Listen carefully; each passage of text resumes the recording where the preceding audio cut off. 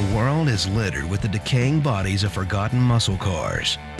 At Graveyard Carz, a restoration shop in Springfield, Oregon, no car is too far gone or past its expiration date to get a new lease on life.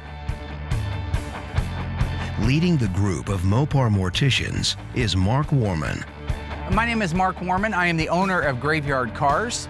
Our job is to take a 45, 50-year-old car, restore it correctly, and have it look the way it did in its former days of glory.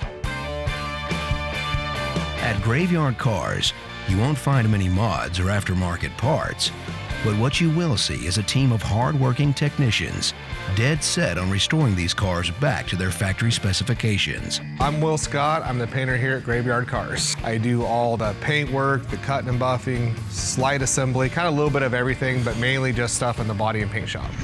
My name's David Ray. I'm an assembly technician here at Graveyard Carz. Well, I'm Melissa Rose, and I'm the lead historian for Graveyard Carz. Hi, my name's Royal Yoakum. Hey, my name's Royal Yoakum, and I show up here at Graveyard Carz just to take my verbal abuse. No, seriously. The restorations I've been helping Mark with since we were kids, really. I've been with the show since the beginning, mainly just as a whipping post. To restore one of these cars, Mark and his team decode its vehicle identification number and build sheet. We bring them here, we bring them back to life. We completely disassemble them, strip the paint, replace any rusted out panels. We're a Mopar restoration shop specializing in OE replication. I'm bringing the deadest Mopar muscle cars on the planet back to life again. To do this, they use original equipment reproduction parts to replicate its exact appearance the day it rolled out of the factory.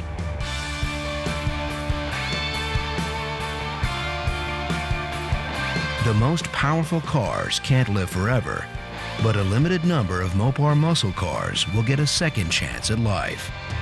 All we have is super cool cars. One of the cars that isn't going to be the first four to go out, but is shortly after it, is our 1969 Roadrunner convertible 426 Hemi automatic, the only one in Q5 Seafoam Turquoise. On this episode, the Graveyard Ghouls can install the dash to our 1967 Hemi GTX convertible, the interior to Bill Goldberg's 1968 GTX convertible, complete and install the drivetrain to our 1969 Hemi Roadrunner convertible, and paint the car that started the show, one of 108 ever made, our 1971 Phantom Cuda. They're coming to get you, Barbara. It has been established that the unburied dead are coming back to life. I'm Mark Warman, and together we bring dead muscle cars back to life, to exactly the way they were on the day they were born.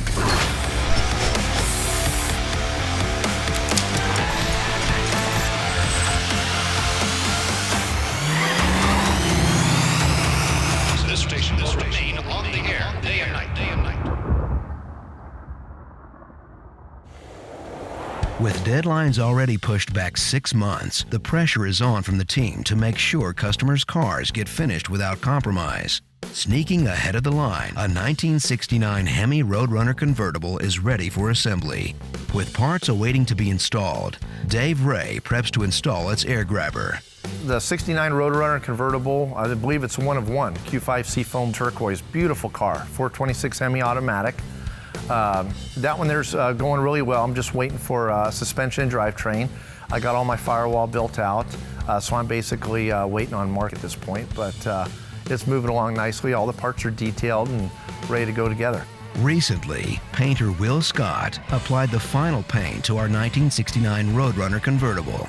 Q5 Seafoam Turquoise is very similar to teal, and it's one of the rarest and arguably the most beautiful color to come from Chrysler. As much as this color is beautiful, it's equally difficult to spray.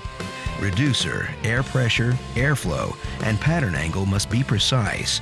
Big D? Hey, boss. You see Mickey Doodles anywhere? Yeah, he's running around. You got a minute? I can kind of go over Not if this. it's anything to do with an air grabber, I don't. Yeah, this air grabber setup for you. Oh, God. This is the one that 69 Roadrunner. And run into some issues. Okay. But I can see there's some spots where it was repaired. So that's going to show. Yeah, that's gonna be right in your face, right in the front, and so is this little area here. You can see where it's been replaced. Working with Dave has been great ever since he started. He's a very responsible person. Every minute I've worked with Dave has been a blessing. If he has any questions, he comes to me. But together, collectively, we're able to put these cars together and make them perfect. Okay. I mean, it's the one it started life with, and Yep, and I believe it should go back on the car even if we have to make some compromises. So we have this breakout here that's gonna need color on it. Mark's cool. You know, he's a crack up. I mean, he's fun to be around. He's always, you know, joking around and always playing around and doing the shadow boxing and dancing. The guy is genuinely a great guy. He's got a great heart. I mean, unbelievable the amount of knowledge that Mark Warman knows. I really enjoy working there. Yeah, and These were all rusted really bad, and I went through and kind of scuffed them, getting them back, but some of them were painted black, so. I'm gonna grab Will and just show him while you're still there. Okay. William Santiago. Oh, hey, real quick, I want to go over and show you this air box. Okay. Hey, isn't lead cancer causing when you sand it? Yeah, I wouldn't even waste any time scuffing until I tell you exactly what it is. You told me to sand the lead though. Yeah, you want to sand lead, yeah. But then Ryan told me it causes cancer when you sand it. It can cause cancer. Okay, it's like mesothelioma or something. Working with Mark's, it hasn't been hard. Some people it's harder than others, but I personally don't have a problem working side by side with them. Oh yeah, I tell you should wear a respirator. Well, I've already sanded it. Will's a crack up to work with. I do like to flick him crap, and he does like to flick it back to me. He's just not as quick as I am. Well, that's a little scuff. That's not really. No, I mean. Okay, Mr. Dave pulled me over here. Now, I don't want to paint everything because we're going to lose some of its its authenticity. If you look really careful, you'll see there's white little strands. Fiberglass? It's the fiberglass strands, right? So if we just blast the whole thing to color, I have no doubt you can get the right color with my help. I don't know, I can get the right color, but yeah. So I'm basically just going to go from here over, spot in the color. Where are you wanting to shoot the whole because shot? I'm going to do this whole thing. No. Yes, with clear. Yes. With clear, yes. yeah. Yeah, but you're not saying clear. Yes. Yes, I just said I'm going to spot in my color here, and then I'm going to clear the whole thing. Spot color here. Yeah, I'm going to spot color here. You just get here, that thing going. There's clear, color has to go through here. Remember how you hated the ridge in the middle of the Challenger hood? Here's what Mark's going to do. I'm going to go in there, I'm going to make the color up. It's going to be almost 100% perfect. Because he did his little thing, he's going to come out there and say, well, hey, it's not quite perfect. He'll put like a couple drops of something in it and say, now it's perfect. You're still the boss. So I have no experience to draw from. I'm just a check signer. Yeah, thank you. I think it's kind of cute that Will calling me out like that. Like I'm just a check signer. You know, I was doing this when he was still crapping his pants. I was doing this before he was crapping it. Well, actually, I walked by him the other day and I swear he did crap his pants anyway. So I'm not sure that's it. Let's just say before he was born, I was doing this stuff. Nice earrings. Thank you. You ever thought about wearing earrings, Dave? No. Never I thought have about not. it myself. No, I'll no. be dipped in excrement. That's weird. I never thought about it either. With the air grabber handed off to Will, he can now begin scratch building the color to match the original fiberglass finish. Mark wants to keep as much of the originality as possible, so Will is going to have to put his color tinting skills to the test. All right, so here's what I have. This is a 1683 is our black. We got our 1684, which is our white. We got a 1609, which is a violet. And then the 1634, which is a brown. We've been using PPG for years, so you kind of know ahead of time what it takes to get the color exact. So I'll kind of put these in there, I'll stir it up, check it out, compare it, and then just kind of keep tinting it as I go. And then once the color's ready to go, I can just head in there and start spraying. Mixing the paint from scratch, it's a little more difficult because you can't just type it in your computer and come up with the color that you're looking for. You actually just kind of wing it a little bit, add colors in, so it's a little harder to do. It's a solid color, it's a very common color, so with this particular mix that we're doing, it's not going to be as difficult. Tinted to what he feels is right, it's time to compare it with the original. Meanwhile, Dave found out whether the rivets were a natural steel or black finish. I got with Dave, all these bolts actually stay a natural finish. Dave went out in the graveyard there. I guess we have 2 cars out there that had these on there, so he was able to look at them, and then they have bolts out that were rusted. So that tells you that they weren't painted at all. So what I'll do is I'll end up spraying my color on, and I'll get overspray on them, but I'll come back with lacquer thinner on a rag, kind of wipe them clean, and then end up clearing the whole thing, which will also prevent these from rusting in the future. So we're basically doing exactly what factory did, only it's a little bit better because I'm going to clear coat this whole thing, which will preserve it forever. So if you can get your color, you know, pretty close, you know, which I did there. So that's a pretty good match. That's actually really good. That's 30 times better than Mark could have ever dreamed of doing. So we got this whole thing laid out, ready to go. I'm gonna go in, put my paint in my gun, dust some color around the areas that need it, and then clear coat the whole thing with a semi-flat clear.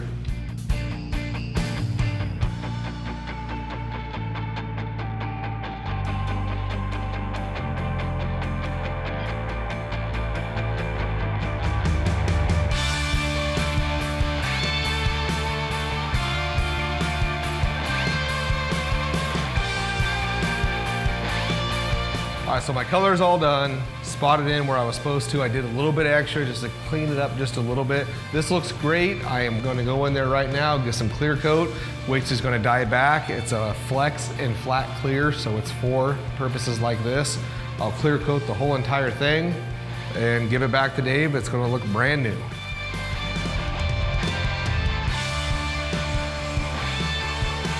It absolutely looks 100% factory. The clear is right now, we'll go in there and check it out, but it's starting to dye back, so it'll have that nice low gloss sheen that it's supposed to have. So as soon as this is actually all dried up, I'm gonna get it over there to Dave, and Mark is gonna love it. He'll tell you he won't like it, but he's gonna be pretty happy with it.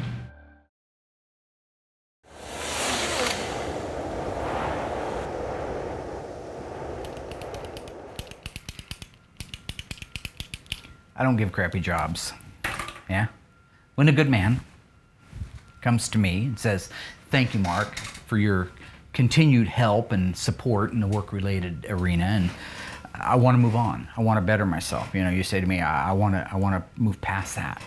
Then I can make that dream come true too, AKA for you. Yeah. Point is, you haven't passed your PPG certification test yet, right? I passed that 15 years ago. The guy in the shop who gives the test is a friend of mine. Mickey, you turd stain. The Iceman. Have you ran the ad yet for the painter? Good, don't bother, all right? I got the guy for the job, he's perfect. He's in my office right now. Yeah, he's passed the PPG certification test. Yeah, it's first aid trained. And we can have a CV printed up this afternoon? Good. Yeah. I'm seeing you Sunday, aren't I? For my sins? Yeah. Has Elaine left you yet? Yep. She has left him. Forgot about that.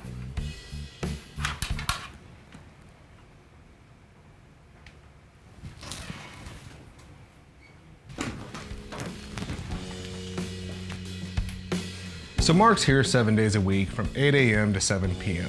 When he's not here, he's at home watching his new movies or watching new box sets. So right now, he's acting like Michael Scott from The Office. David Brent, Sir David Brent from The Office. BBC, the funny version. And they got all the laughs that started it all, so. What? Nothing.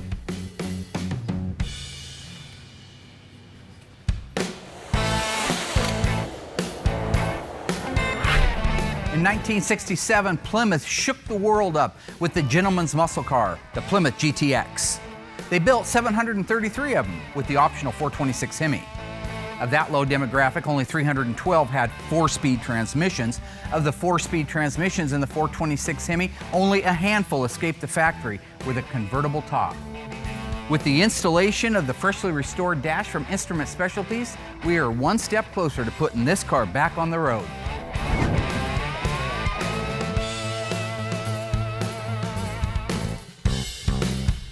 I like the fact that that car's gonna be driven every day. So as far as the interior goes, we just put it back in. The car came here for strictly body and paint. So you're gonna see this car every day on the road. He's gonna be driving it through Vegas. I love this car. All right, got our dashboard back from our buddies. Let's set this back here. Get that. Do that. They do a good job. Underneath it. They do a beautiful job. You got Let's do it. Oh, they do beautiful work. Look at that. This is the little button right here that you have to push down if you want to pull the headlight switch completely out so you can take the bezel off. So just remember that if you're ever doing your own car. It's way on the top. It's way past the average human. Of course, I got little arms. I got short little arms. Yeah, but you got to figure too, you're jammed in between the seat, Steering column weighing on coming the right back down of the here. floorboard, feet going over the top of the headrest.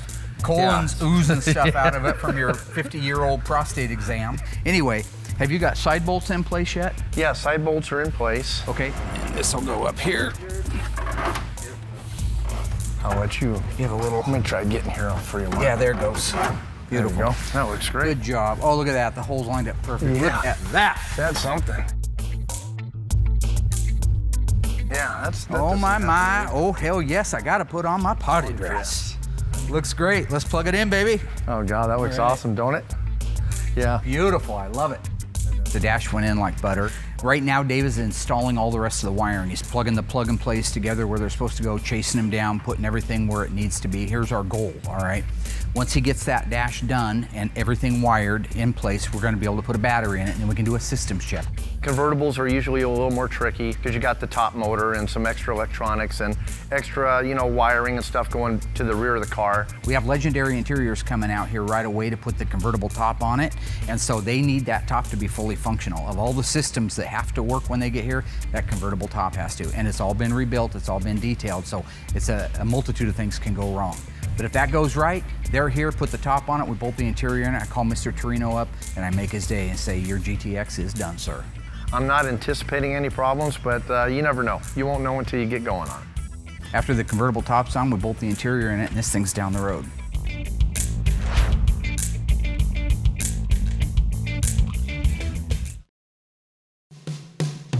Hey, What do you got? I got the parts marked out for you. Good. 71 Cuda stuff, that's what I'm working on. My dad is great as a dad. He is driven, motivated. Yeah. What do you want me to do for the rest of the day? I don't have much going on. Good news for you. Got a guy bringing over a car, wants to sell it to me. Borrow my tow truck. We'll be here in about 10 minutes. Okay. As a boss, my dad is a little crazy. Stanley Delwyn Lynch.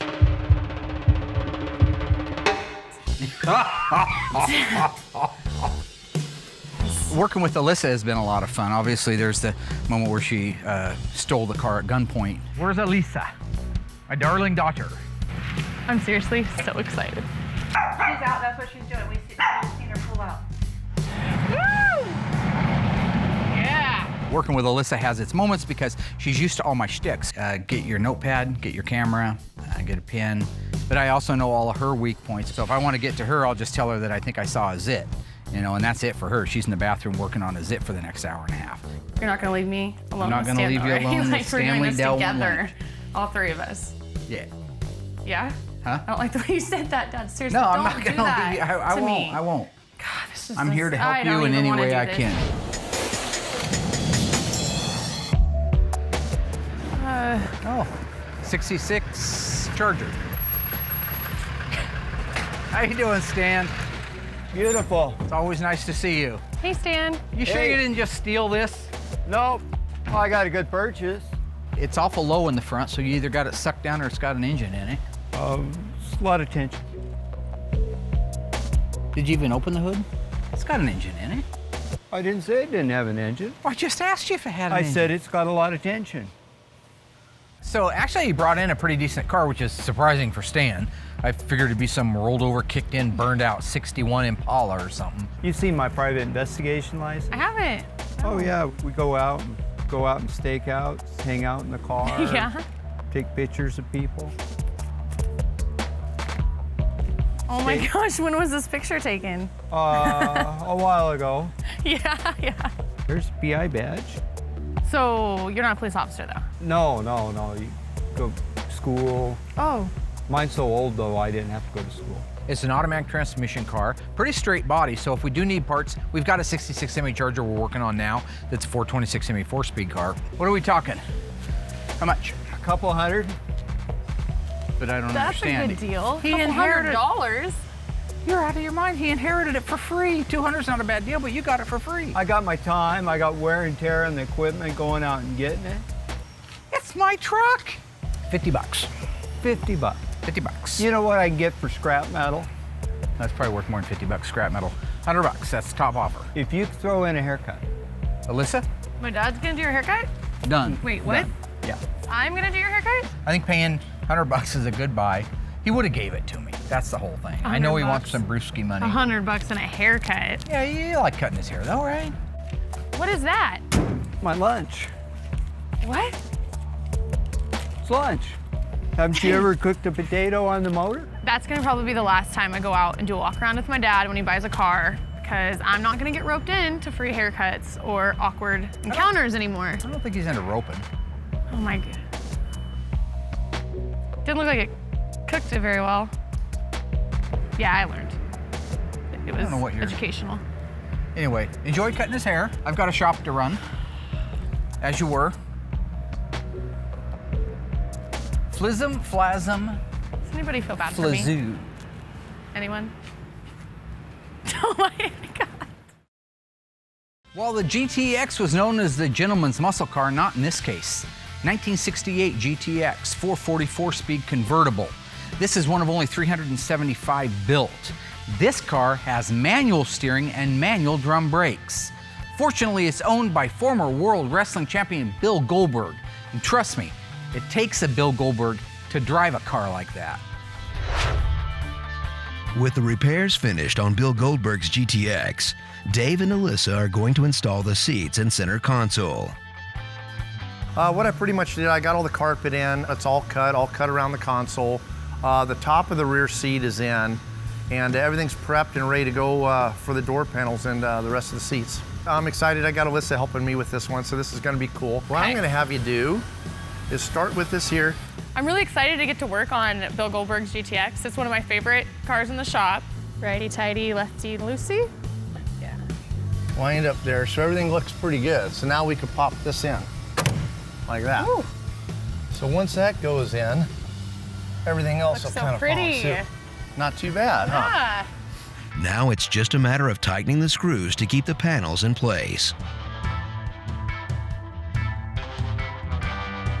This reminds me of putting model cars together with my dad. Oh, that's cool. You'd think it'd be less intense, like putting a little model car together with him, but It's not, yeah, huh? I think we did a couple together, and then he decided he wasn't going to show me anything in the shop. Oh, right. The model cars, yeah. He It was said- like the intro. Oh, gotcha. Into- So he's like, no, you're not doing that. Yeah, Well- it's stressful enough. I think you're doing just fine. With the window cranks and glass installed, it's time to install the rear passenger seat.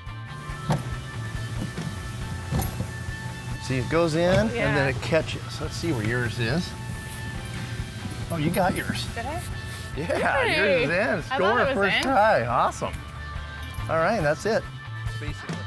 With the rear passenger seat installed, Dave and Alyssa can install the center console.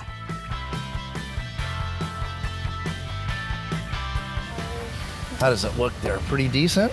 Yeah, it looks good. Nice.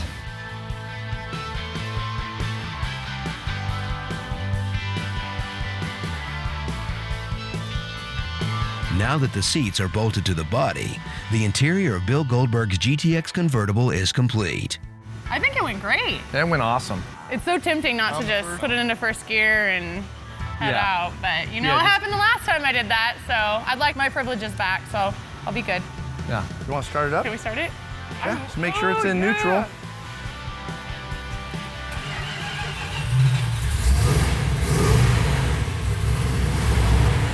I'm in love.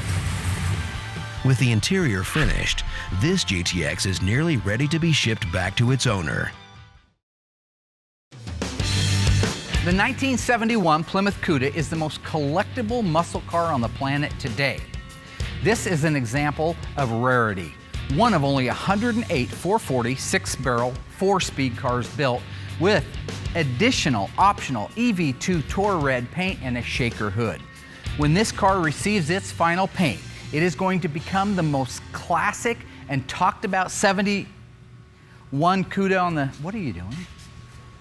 I was gonna roll this in the booth. This is a power shot.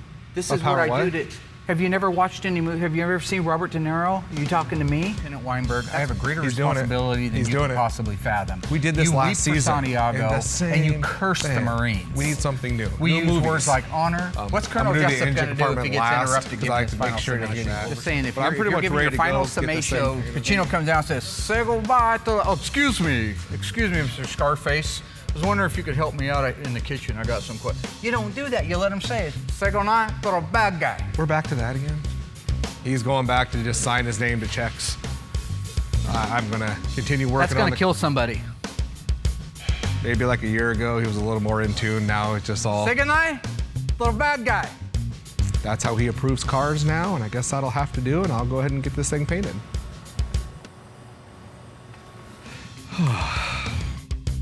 The air grabber for our 1969 Hemi Roadrunner convertible has finished curing. Dave and Alyssa have been assigned to get it installed. We got the air grabber back from Will for our 69 Roadrunner convertible, that Q5 beautiful seafoam turquoise paint, one-of-one car. Alyssa's gonna help me put it in. So it's all new to me, I haven't done one yet. Meanwhile, Mark and Mike are building out the massive 426 that belongs inside of the 1969 Hemi Roadrunner convertible. The goal is to get the entire suspension installed. Why don't we start with just getting the carburetors on if you want to put the rear one on. We just got these back from Scott Smith at Harms. Beautiful, beautiful work he does. The original casting plating of the casting is right. He does a phenomenal job, so we've entrusted him with all of our carburetors. Now we're talking about numbers. This carburetor has an F like Foxtrot, an 8, and then it has 4619S. Those actually mean something. It means that they don't just go on there. Any carburetor would run on there, but the right one. So the F represents the month that this carburetor was cast, starting in January with A. So this is June of 1968. The car was actually built April of 1969. So as long as these carburetors precede the build date of the car, then these would be right for the car. The number itself, the 4619, is the correct AVS 4-barrel carburetor for the front. And so if you look at that one, it's got the same thing except with the 4621 behind it. The 4621 means it's the rear carburetor for an automatic. It would be different if this was a 4-speed car. So that's how detailed some of these casting numbers and part numbers can be with their date codes. We do not have the correct date-coded fuel pump for this engine. The owner knows that. The owner is fine with it. He's got several Hemi cars. This was an extra one he had. This is a 1966. And how I can tell it's a 1966 is if you turn it over, you go to the base. This is the base of it. You'll see A6. That's a date code. The A represents January. A always starts with January and then it goes February, so B, March would be C, April will be D, and on. The 6 is 1966, so this fuel pump, while it's been freshly restored and is beautiful, this started life on a 1966 model 426 Hemi. And have you checked to see if the relay rod's in there yet? The relay rod is not in there yet. Oh. This is what we refer to as the setback.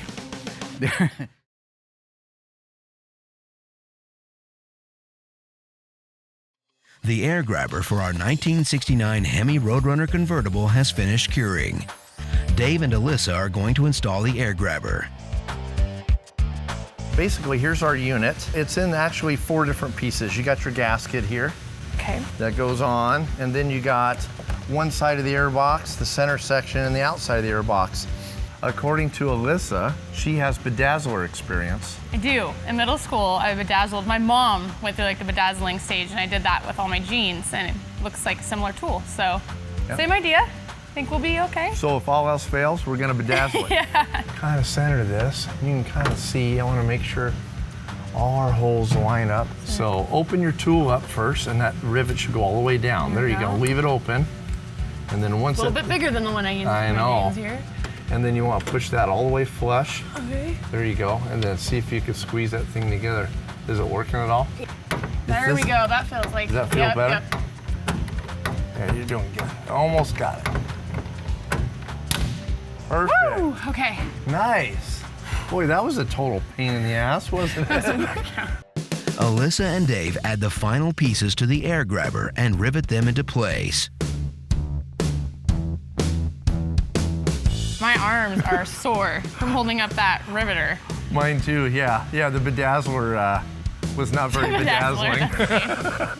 Yeah, that riveter was a workout. Yeah, I'm done for. My upper body is just hammered. And Alyssa was running the drill and the riveter, so she did a great job. I think it went really well. Yep. Well, I can't wait to see when the car is done, actually see the wire. We got through it, and as you can see, it looks awesome. And so it was new to both of us, and we knocked it out and did a great job. And yeah, we're ready for the next one. With the air grabber installed, it's up to Mark and Mike to finish building the suspension to the 1969 Hemi Roadrunner convertible. Let's rock this thing out. Really didn't hit any roadblocks while we're putting the rest of the pieces on the Hemi. Everything that's crucial to that drivetrain going in the car is ready to go in the car. We're ready to move this around to the other side and marry them together.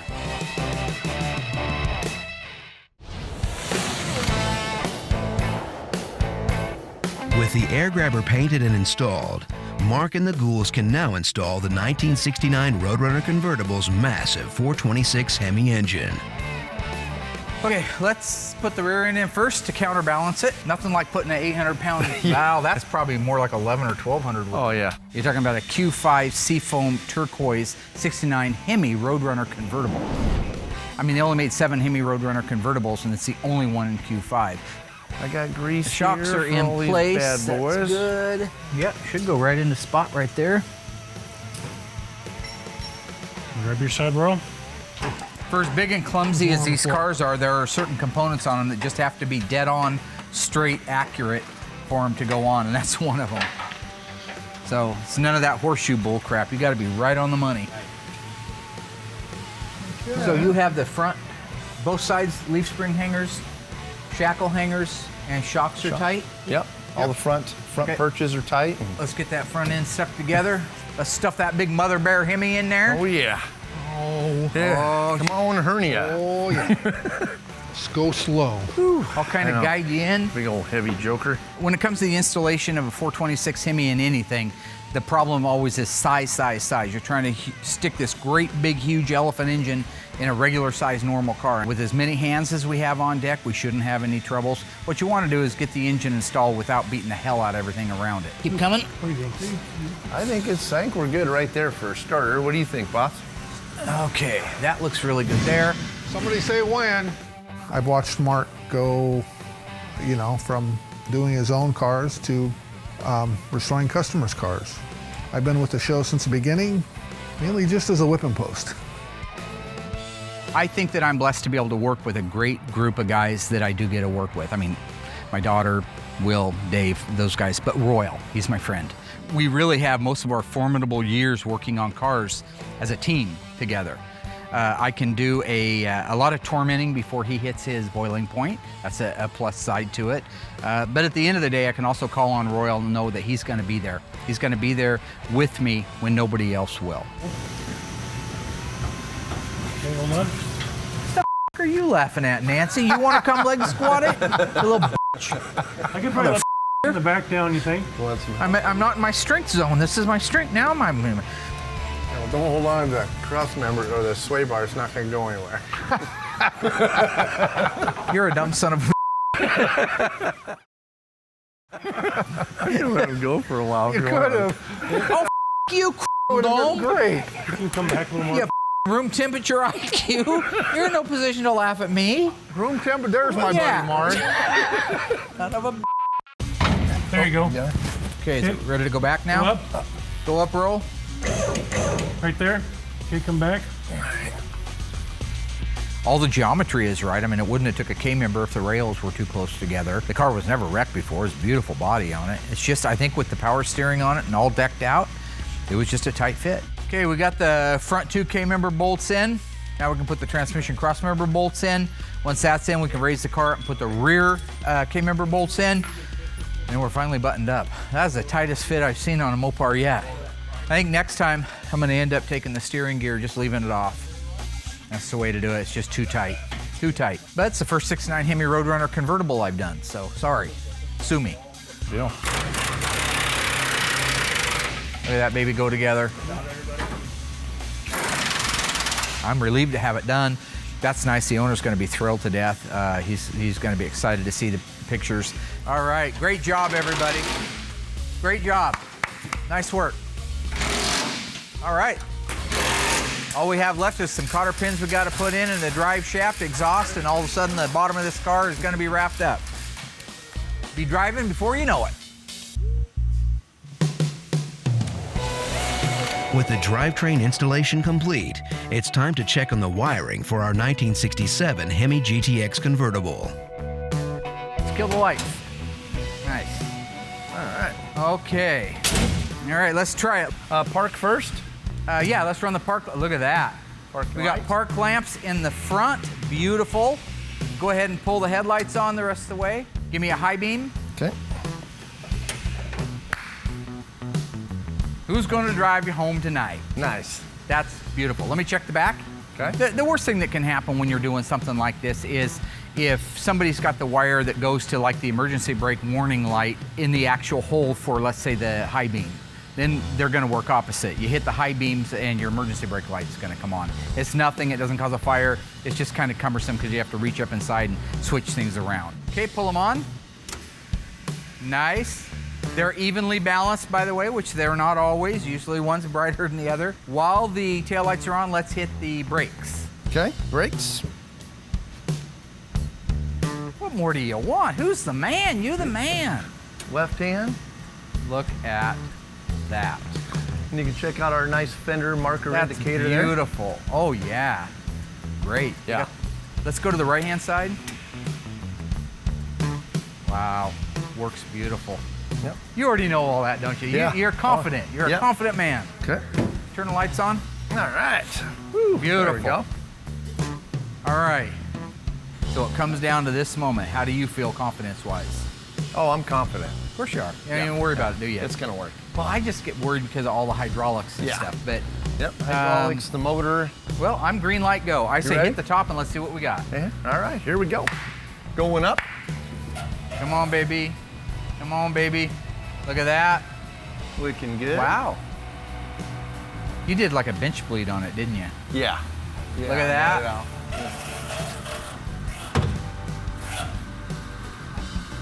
And it takes a few cycles to get her kind of broke in, but she's working good. Look at that. That's all I'm saying. You have just made it into the handful of guys in the world. Wow. Beautiful. It's a nice car. Fantastic work. That's Graveyard Carz, baby. Yep. So one of the cool things that we're doing at Graveyard Carz this year is trying to speed up the assembly process. So what we're building now are frame jigs. This is a unit that will have a series of perches on it. It's a big flat bench. Have a series of perches on it for the, what's he painting? Painting the Cuda? Phantom Cuda? No, I haven't signed off on the, hey! What are you doing? Getting ready to paint? What? No, I haven't signed off on this. Mark signed off on this a while ago. We walked around the whole car, looked at everything, gave me a thumbs up, said it was good to go. No, I didn't. You most certainly did when we were out there looking at it. No, I was starting to sign off on it, and then you started in, and I was trying to show you that I was doing my power intro. So all you right, and then we walked around the car. No, I didn't look at it close like this. You're ready to paint. This is the big one. I am ready to get in there and get orange going. The eyes go in before the name goes on. No, I don't. Are you serious? Who carries around a magnifying glass? I mean, who does? I know why he carries around a magnifying glass. I just didn't think he had it on him ready to inspect my paint job. Okay, Mark, I just want to get to paint.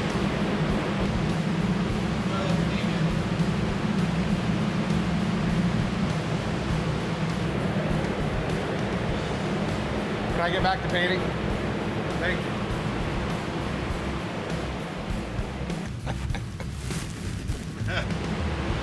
You have my blessing now to go ahead and paint it. I had your blessing 2 days ago. You're welcome.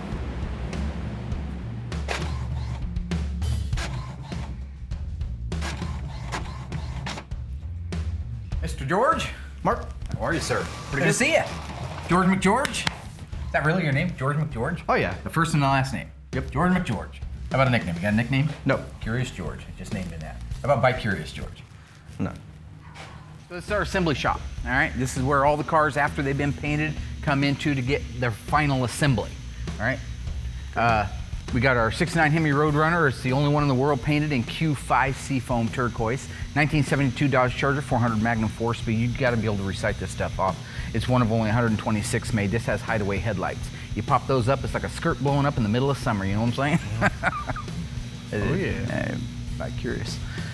Let's go into the body and paint shop. It was weird having Mark show me around the shop, especially since I've worked here for about 6 months now. This is where you're gonna start. This is your world. This is your castle. This is your area to grow and to blossom into a beautiful flower. Maybe a big flower, but still a beautiful flower. You know what I'm saying? Will! Worked with me forever, 15 years, all right? This is our mixing room, PPG mixing room. You see all of our colors in there. There's Will. Willie, how you doing? Good. What's happening? Been with us a long time, haven't you? Why a while? This is Will Scott. I brought him right out of high school, taught him everything that he knows. This is George McGeorge. Got a first and a last. He's been here for a couple months. I know. Don't try to. What we're mixing, what we're making. Everything's PPG. Number one paint company in the world. I'm getting ready to shoot this orange. Have you seen the paint gun that sits in that holder right there? It's got the little skeletons on it. No. I have no idea. One of your problems is you are not responsible. Have you looked everywhere? Well, why is the purple out? Well, I don't. Ooh, plum crazy. Used to be called statutory grape. Yeah, this one with the kinda skulls on it. That's how we say it in Britain. We say schools. You're not from Britain. No. Seen it. A map.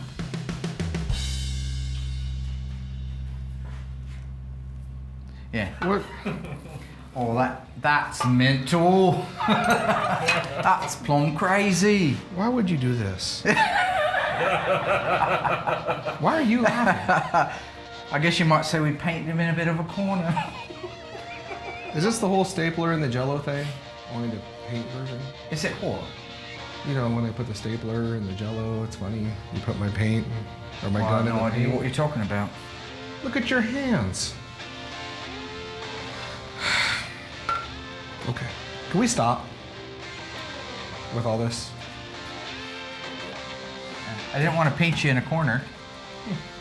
This is what we talked about. You need to find a new show. He's gonna get along great around here, isn't he? By Curious George, always looking at the other side. No? What is the most important thing in business? Is it the building? Is it the stocks? Is it the profit? No. It's people. It's investment in people.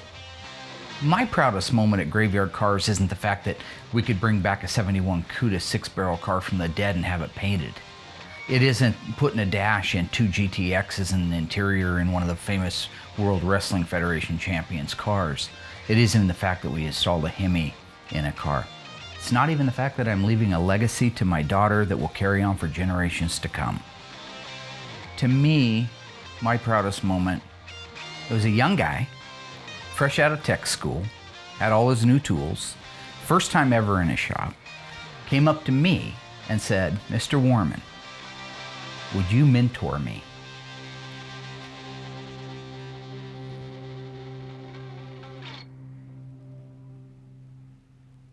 It didn't happen. He turned out to be a piece of shit. I had to let him go.